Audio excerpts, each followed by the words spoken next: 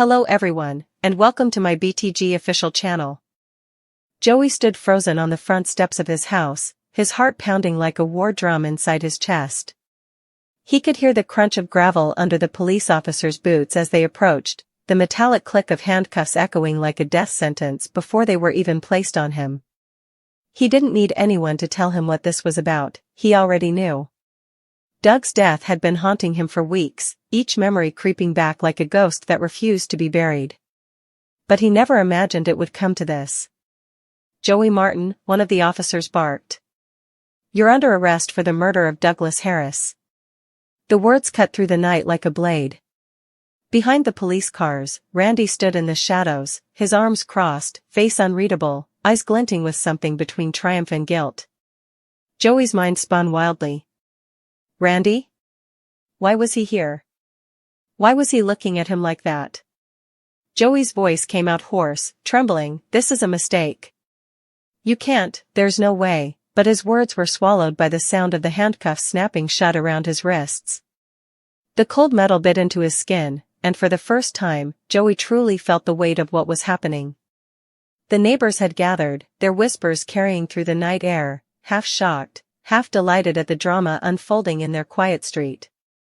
As the officers read Joey his rights, flashes from that fateful night when Doug died began to blur together in his mind like a fragmented nightmare. Doug shouting, the argument by the lake, the sound of something hitting the water, and then, nothing. Joey had told himself over and over that it was an accident, that Doug's death wasn't his fault. But the world didn't believe in coincidences, not when Randy was the one presenting the so-called evidence. Randy had been Doug's closest friend, and now, somehow, he had turned everything around to make Joey look like the villain. The betrayal stung deeper than the cuffs. At the precinct, under the harsh glow of fluorescent lights, Joey sat alone in the interrogation room. The table was cold, the walls sterile, and the clock on the wall ticked with mechanical indifference. Every second felt like a countdown to the end of his life as he knew it. Detective Harris, no relation to Doug, entered with a folder thick with documents. He dropped it on the table with a heavy thud that made Joey flinch. "We've got a lot here, Joey," the detective said in a measured tone, opening the folder to reveal photographs, reports, and what looked like messages printed out from Joey's phone.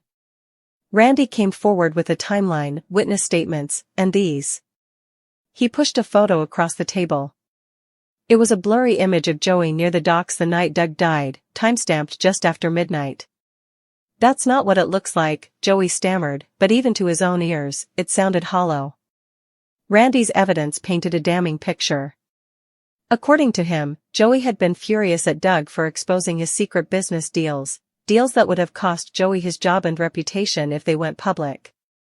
Randy had found text messages showing Joey threatening Doug, though Joey swore those messages were taken out of context. "You think you can ruin me, Doug? You'll regret this." That's what one message read. Joey had written it in anger months before Doug's death, after a heated argument about loyalty and money. He never thought anyone would use it against him. But now, sitting in that cold interrogation room, it looked like a confession. Meanwhile, outside the station, word of Joey's arrest spread fast. The media swarmed the steps like vultures, microphones thrust forward, camera flashes slicing through the night. Dani, Joey's ex-girlfriend, stood among the crowd, her face pale, tears streaking her cheeks. She couldn't believe what she was hearing. Joey, the man she once loved, the man who had held her hand through the hardest years, was being accused of murder. And Randy, her current boyfriend, was the one who brought the evidence forward. The twisted irony wasn't lost on her. Deep down, a part of her couldn't shake the feeling that Randy's timing was too perfect, his story too clean. Back inside, Joey's lawyer, Vanessa, arrived and demanded to see the evidence firsthand. "You're building a case on assumptions," she snapped at the detective. "My client has maintained from day one that Doug's death was an accident." But Detective Harris remained unfazed. "Accident or not, Ms. Cole, your client's fingerprints are on the object found near the scene, a rock with traces of blood matching Doug's DNA." Joey's stomach dropped. That couldn't be right. He remembered picking up that rock after Doug fell, trying to see if there was anything he could do. He had panicked and dropped it, his hands shaking. He had never told anyone about that, not even Vanessa. Now that small, desperate act of concern looked like the very thing that damned him. As the hours dragged on, Joey's memories began to feel like quicksand, pulling him deeper the more he tried to explain. He kept replaying the fight in his head.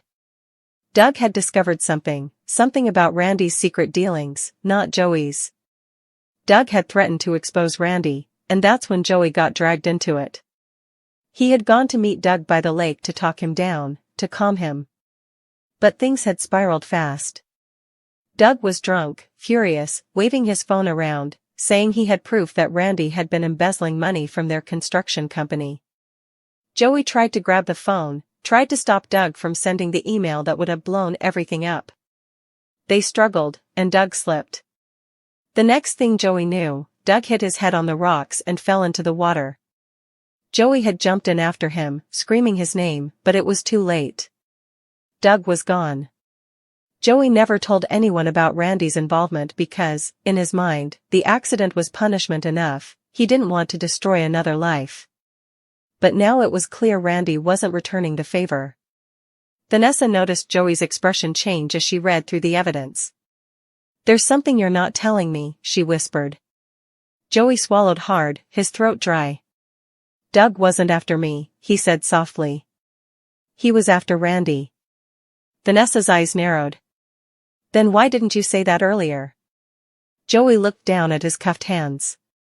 "Because no one would have believed me. Randy's got everyone fooled." In another part of town, Randy sat alone in his car, the glow from his dashboard illuminating his face. He stared at his reflection in the rearview mirror, his jaw tight.